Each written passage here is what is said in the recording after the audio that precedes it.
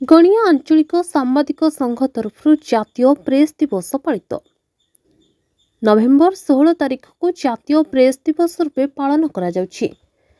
तेबे एही अवसर में गणिया आंचलिक सांबादिक संघ तरफ स्थानीय सामंतराय महाविद्यालय परिसर में जातीय प्रेस दिवस पालित हो जाइछि।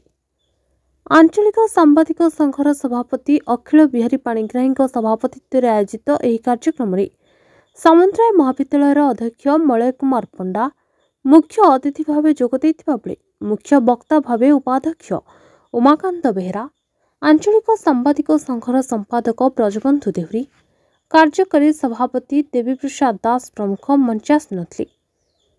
तेबे प्रभु जगन्नाथ निकट में धूप पुष्प अर्पण पर स्वागत संगीत गान करा। मंचासीन अतिथि मानू पुष्पगुच्छ एवं उत्तरीय दे संबर्धित करा। दिवंगत सांबादिक मानक उद्देश्य 1 मिनिट नीरव प्रार्थना करा। सांबादिक मानक समस्या तथा निजर अनुभूति संपर्क में कार्यकारी सभापति मत व्यक्त करते।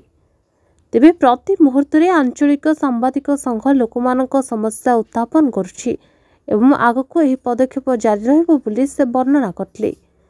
सांबादिक माने सबबेले निर्भीक होगा सहित सेवा मनोवृत्ति को आपणे नेबा पई मुख्य वक्ता मत देते।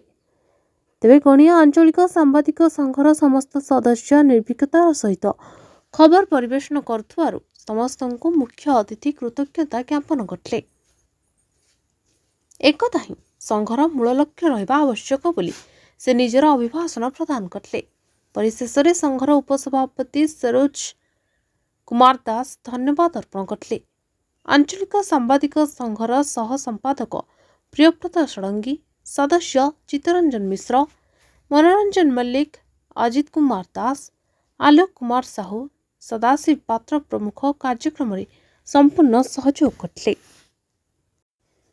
महाविद्यालय प्राय 200 रु अधिक छात्र छात्री एही कार्यक्रम में अंशग्रहण करते।